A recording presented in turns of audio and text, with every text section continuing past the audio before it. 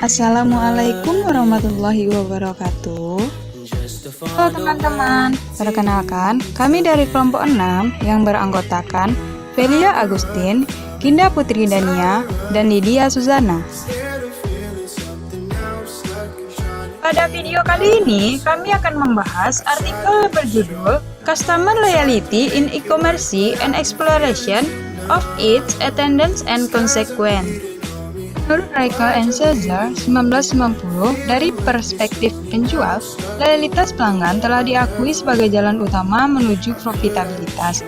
Biaya tinggi memperoleh pelanggan membuat banyak hubungan pelanggan tidak menguntungkan selama transaksi awal. Hanya selama transaksi selanjutnya, ketika biaya melayani pelanggan setia turun, hubungan menghasilkan keuntungan. Untuk mendapatkan keuntungan dari basis pelanggan setia, e-retailer perlu mengembangkan pemahaman yang menyeluruh tentang anteseden e-loyalty, yaitu loyalitas pelanggan pada bisnis yang menjual secara online. Pemahaman seperti itu dapat membantu e-retailer mendapatkan keuntungan kompetitif dengan merancang strategi untuk meningkatkan e-loyalty. Selanjutnya yaitu loyalitas pelanggan. Menurut Brown, 1952 mengklasifikasikan loyalitas ke dalam 4 kategori, yaitu yang pertama, loyalitas tidak terbagi, yang kedua, loyalitas terbagi, yang ketiga, loyalitas tidak stabil, dan yang keempat, tidak ada loyalitas berdasarkan pola pembelian konsumen. Menurut Lipstein 1959 dan Kin 1962 mengukur loyalitas dengan probabilitas pembelian produk kembali. Menurut Jacobi, 1971 mengemukakan pandangan bahwa loyalitas adalah suatu proses perilaku pembelian yang bias yang dihasilkan dari suatu proses psikologi. Selanjutnya yaitu anteseden loyalitas elektronik. Ada 8 faktor e-bisnis yang tampaknya mempengaruhi loyalitas elektronik. Nah, 8 faktor ini disebut dengan 8C. 8C ini yang pertama yaitu customization, yang kedua contact interactivity, yang ketiga cultivation, yang keempat care, yang kelima community, yang keenam choice, yang ketujuh convenience, yang kedelapan karakter.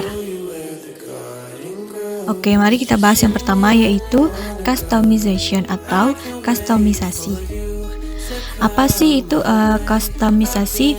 Nah, kustomisasi adalah kemampuan e-retailer untuk menyesuaikan produk, layanan, dan lingkungan transaksional dengan pelanggan individu.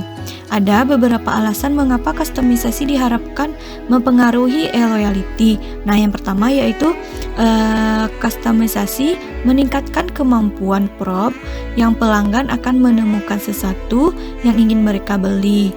Nah, alasan yang kedua yaitu kustomisasi juga menciptakan persepsi pilihan yang meningkat dengan memungkinkan fokus cepat pada apa yang benar-benar diinginkan pelanggan. Nah, alasan yang ketiga yaitu kustomisasi juga dapat memberi sinyal kualitas tinggi dan mengarah kepada kecocokan nyata yang lebih baik antara pelanggan dan produk. Oke, selanjutnya yaitu kontak interactivity atau kontak interaktivitas.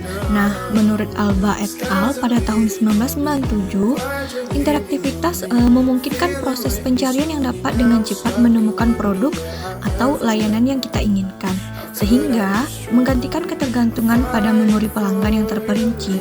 Dengan menggantikan kebutuhan konsumen akan ketergantungan pada memori dengan proses pencarian interaktif. E-retailer mungkin dapat meningkatkan nilai yang dirasakan konsumen pada transaksi bisnis.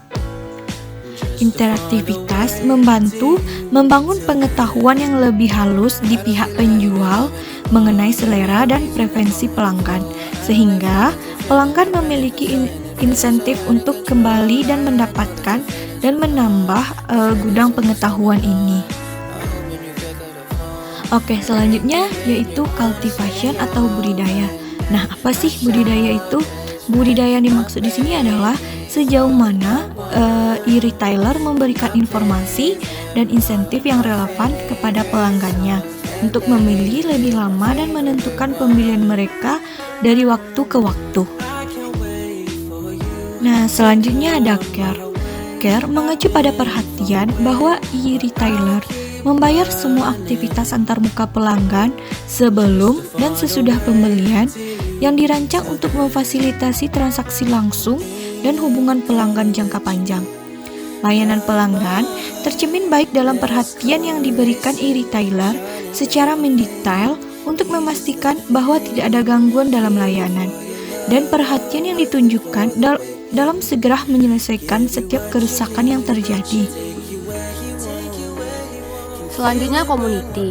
Menurut Bala Subramanian dan Mahajan 2001, komunitas virtual merupakan salah satu perkembangan yang paling menarik dari era informasi. Digambarkan sebagai entitas sosial online yang terdiri dari pelanggan yang sudah ada dan pelanggan potensial yang diatur dan dikelola oleh e-retailer untuk memfasilitasi pertukaran pendapat dan informasi mengenai produk dan layanan yang ditawarkan.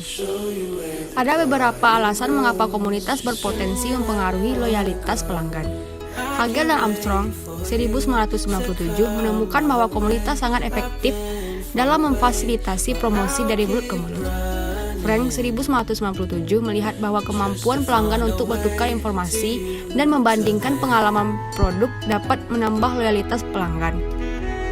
Anggota komunitas ini bisa setia karena mereka menghargai interaksi sosial dan karena cara pengecer dalam berbisnis selaras dengan nilai mereka sendiri. Dengan memfasilitasi pertukaran informasi di antara pelanggan melalui komunitas e-retailer dapat lebih meningkatkan loyalitas elektronik di antara pelanggannya. Secara khusus, beberapa pelanggan mungkin tetap setia karena mereka menghargai masukan dari anggota komunitas lainnya. Dan yang lainnya mungkin setia karena mereka menikmati proses memberikan masukan tersebut kepada komunitas. Selanjutnya choice. Dibandingkan dengan pengecer konvensional, pengecer elektronik biasanya dapat menawarkan kategori produk yang lebih luas dan variasi produk yang lebih banyak dalam kategori tertentu. Toko di mall dibatasi oleh ketersediaan dan biaya ruang lantainya, sedangkan toko daringnya tidak memiliki batas seperti itu. E-retailer juga dapat membentuk aliansi dengan pemasok virtual lainnya untuk memberikan pilihan yang lebih banyak kepada pelanggan. Banyak konsumen tidak mau berurusan dengan banyak vendor saat berbelanja. Sebaliknya, peningkatan jumlah alternatif yang tersedia di satu e-retailer dapat sangat mengurangi biaya peluang waktu dan biaya nyata dari ketidaknyamanan dan pencarian yang dikeluarkan dalam virtual store hopping. Baiklah, selanjutnya kenyamanan. Kenyamanan mengacu pada sejauh mana pelanggan merasa bahwa situs web itu sederhana, intuitif, dan ramah pengguna. Aksesibilitas informasi dan kesederhanaan proses transaksi merupakan anteseden penting untuk keberhasilan penyelesaian transaksi. Scaffer tahun 2000 berpendapat bahwa situs web yang nyaman menyediakan waktu respon yang singkat, memfasilitasi penyelesaian transaksi yang cepat, dan meminimalkan upaya pelanggan. Karena sifat medium itu sendiri, pelanggan online mengharapkan pemrosesan transaksi yang cepat dan efisien. Jika pelanggan terhalang dan frustasi dalam upaya mereka untuk mencari informasi atau menyelesaikan transaksi, mereka cenderung tidak akan kembali, menurut Cameron 1999. Situs web yang logis dan nyaman digunakan juga meminimalkan kemungkinan pelanggan melakukan kesalahan dan akan membuat pengalaman berbelanja mereka lebih memuaskan. Hasil ini kemungkinan akan meningkatkan loyalitas elektronik pelanggan. Lalu selanjutnya karakter.